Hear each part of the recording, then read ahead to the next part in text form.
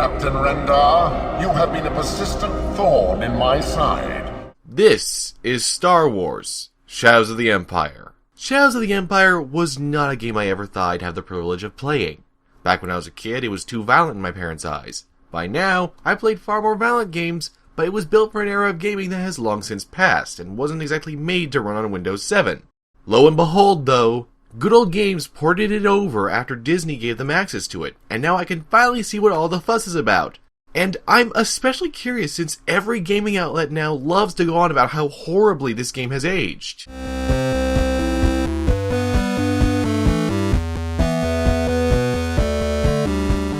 I'm sorry, I try not to swear all that much on this channel, but what the...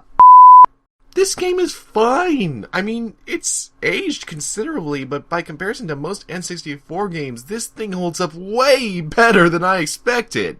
It has variety, engaging boss battles, colorful locales, and even very early FMV CGI cutscenes back when that was still really unusual to see. It's got vehicle sequences and on-foot combat, a wide variety of weapons to use, and is basically a primordial Uncharted despite ironically having more interesting gameplay ideas than Uncharted. And yes, even if a game is from the 90s, I will find a way to argue it is better than Uncharted. That bar is not exactly hard to match. This isn't to say Shadows of the Empire is amazing. It's fun, but oh good gravy are there some issues. The story, well, what little of it there is, really underwhelms. While at the time the CGI might have seemed impressive, now it's cringeworthy, as is the majority of the voice acting. Tom Kane, voice of close to half of the Star Wars Expanded Universe, does a decent job as your droid companion, and Bob Bergen continues to be the de facto voice of Luke Skywalker in video games, but they're about it. But something's not right. It's clear Shadows of the Empire was released on a tight schedule given both its 6-hour runtime and the fact major parts of the plot are briefly and awkwardly hand-waved away. Back during the 90s, the entire Shadows of the Empire franchise was meant to be effectively an in-between for The Empire Strikes Back and Return of the Jedi, with the same franchise approach they took later with The Force Unleashed. There were toys, a novel, graphic novels, this game, and a bunch of other merchandise.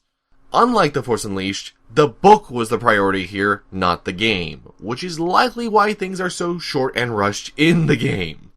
It also introduced Dash Rendar to the Star Wars galaxy, who is so painfully a 90s comic book cliche in this game that he feels like a reskinned Cable from X-Men, and is voiced by someone who sounds like an off-brand Kyle Katarn impersonator. Don't get your servos in a twist, pal. Just make sure you collect the money for this load by the time I get back. And be sure to count it this time, will you? He's basically a fanfiction character, but at least his absurd adventures give you a reason to participate in the Battle of Hoth and beyond. There's also this whole bit about the Black Sun intergalactic gang and their head, Prince Shizor, the latter of which has a really controversial element that kind of made him not appear in anything else because he has this weird seduction mind trick ability. Yeah, it was a bad idea then, and it really is just creepy now. But honestly, Shizor barely factors into the game.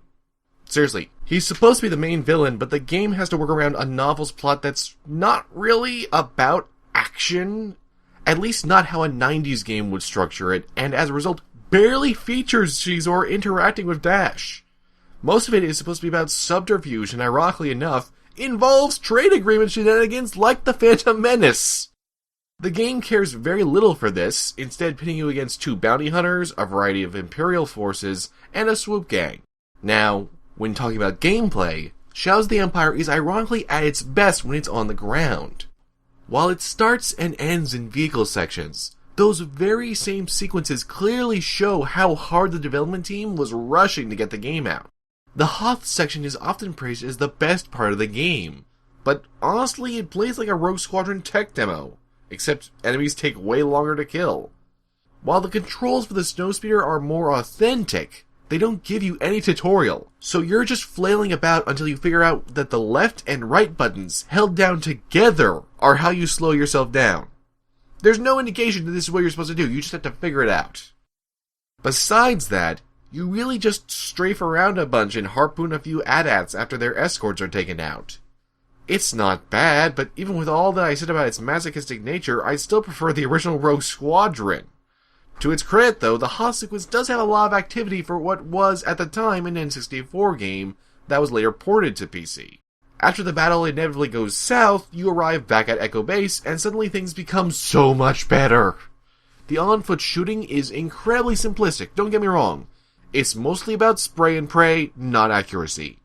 In fact, I rarely saw a need to use the refined aim mode, so I just got used to the feel of how to direct the auto-aim.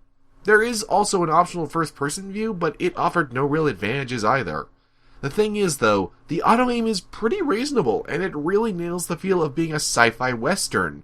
Dash even fans his pistol like a six-shooter, which is a great little touch, and despite an awkward camera position, I was able to fight pretty well. You also get a wide variety of tools as the game progresses, including over 6 ammo types with varying uses like homing rockets, a timed radioactive bomb, and a bloody jetpack, yes! Oh yes! And it is actually fun to use! It's hard as hell hitting something while flying, but regular navigation is a breeze! And you can even turn it off to conserve fuel so it recharges. It doesn't just activate whenever you jump, you actually get to have refined control of the jetpack! And it even compensates for one of the game's biggest control problems. You see, for some inexplicable reason, this game has mouse move. An abomination of early 3D computer gaming you've probably grown without even knowing existed. For those of you wondering what I mean by mouse move, I mean there was a time in gaming where there were some people who preferred to move with their mouse and interact via their keyboard. Yeah, I know, using inverted sticks on a controller seems pretty normal by comparison, right? Well, yeah, it's in here and boy, it takes getting used to. Like I said, when the jetpack is on, it compensates for that. It actually only responds to the keyboard as far as I could tell, and no matter what, you aren't going to go falling to your death. When without the jetpack, though, you will always be paranoid during precision platforming moments, because your mouse could kill you. It sometimes actually managed to kill me. I eventually got around it by slowly just using my mouse to turn left and right, but I so wish you could just turn this function off. There are a few fan workarounds, but for the duration of my review, I just dealt with it. If you prefer, you can just use the keyboard. The game fully supports that, and while it's not my preference, I could definitely see someone playing Shadows that way. It's a lot more understandable than trying to play with the mouse, that's for sure. You also lose health way too quickly in my opinion, but a little exploration and crate destruction tends to lead you to some health packs in each of the levels. In fact, exploration is a key component, despite the game's linear nature. You even can increase your base life count based on how many secrets you find in a level, and while I found most of the secrets, a few slipped my radar. I like that no matter what, your lives are reset each level, and on the more platforming focused sequences, you tend to get thrown free lives to account for the higher chance of failure. It actually motivated me to keep trying and made a potentially stressful sequence far more like a challenge than just raw difficulty. A fairness kind of unheard of in this era of gaming and weirdly absent in this game's spiritual successor, Star Wars Bounty Hunter. Your enemies themselves are numerous as well, with stormtroopers, probe droids, wampas, including for some reason a sand wampa? Did someone do that on a dare? Just what? What? Several different droids and mercenaries. There's even a few Dianoga swimming in the sewers trying to take a piece of you. While the stormtroopers and Coruscant security forces all feel like copy-pasted goons, I was impressed by the number of enemies that felt distinctive. On top of the base grunts, you've got IG-88, Boba Fett, a giant Dianoga, and several pieces of Imperial military hardware trying to take you down. Now, the boss fights are often described as an incredibly hard, unfair, and intensely difficult experience. With that in mind, either I am way better at games than I thought I was, or maybe the people complaining about these boss fights overestimated their own skills. I don't like to talk like that. I'm not really into the whole gamer elitism thing, but come on, these are not hard to beat! The main thing is to always avoid burning out all your special ammo types. Conserve enough for each fight, dance around your opponent's attacks, gather health as needed, fire off special ammo, beat boss, move on with your life. You're right. It's very hard not standing stock still so the bosses don't instantly kill you. Best I can guess, most, if not all, of these people were trying to use the refined aim mode, which they shouldn't have because it roots you in place and, as I said, isn't actually that useful. This is a run and gun game like Doom or Wet. You keep mobile, you spam the attack button, and you keep your eyes on your opponent. In fact, dueling Boba Fett felt like a 1v1 Quake battle, with jetpacks in place of rocket jumping.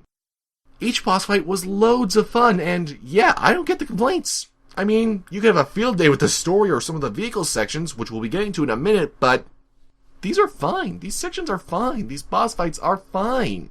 What's not okay are the other vehicle sequences, which range from fun but overly chaotic to mediocre. For instance, there's a swoop race sequence that confusingly isn't actually about racing. You see, the faster you go, the faster your enemies ride, and vice versa. So what you actually want to do is drive slowly, ram into their spears repeatedly, and then once they're all gone, go talk to Luke Skywalker for a minute. It's pretty lame. Inoffensive, but lame. Definitely lame. Next, you have 2 turret sequences and a full attack the reactor core open space battle sequence. The first turret sequence over Hoth in the asteroid field is fun, but as I said, it's really overly chaotic. There's like TIE fighters everywhere, and if it weren't for the auto lock-on missiles, I'm not sure I would have gotten through it. The second sequence up against Shizor's pirate fleet is just a masochistic hellscape. No average human can get through that sequence without a few lives lost. It's just a frigging nightmare. And then we have the grand finale, which is really way too dull. I gotta believe this climax was cut short because there's a Star Destroyer, a giant space station, tons of NPCs shooting out around you, and almost none of it actually matters. You take out 4 mounted gun turrets with way too much health, as well as health regen, and how you explain a gun turret having magic health regen is beyond me. Then you fly in and repeatedly bomb the core of the station, dodging some metal panels, and after that, it finally blows up! Sadly, not even in a satisfying fashion, it just sort of goes poof. So, like I said, it's an okay ride, but it's not a really deep experience, and it has clearly aged. The sound design even kind of varies, with some great musical compositions made both for the game and taken from the films, but there are also some really awful sound effects for Imperial laser fire that just make you want to turn your ears off. It's not really a must-play experience, but as Star Wars games from the 90s go, it's pretty fun. In fact, that's the best word to encapsulate Shadows of the Empire. It's fun, and I enjoyed my time with it, warts and all, but I have no deep urge to go back and replay it. Considering its 6-hour runtime, you pay about $1 per hour of fun for it at full price on GOG or Steam. Which, by the way, the Steam version is the GOG version, you're just getting it through Steam, FYI. Whether that's worth it to you really comes down to your nostalgia for Star Wars and 90s gaming, as well as how curious you are about the Shadows of the Empire saga. Although honestly, if you're that interested in Shadows of the Empire, just get the book, or the audiobook, or the comic, or literally anything else if you're interested in the story. If you're looking for a fun 90s explosion-filled experience, this might trip your trolley, but otherwise, it's not a big deal. It's for all these reasons that Shadows of the Empire gets a 5.5 out of 10. Completely passable, but still enjoyable. Besides, it's good to be remembered as a martyr without actually having to be dead, wouldn't you say? The ship is safe with me, sir. We'll never get paid if you stay here all day. Go away, sir. Go away, sir. Go away, sir.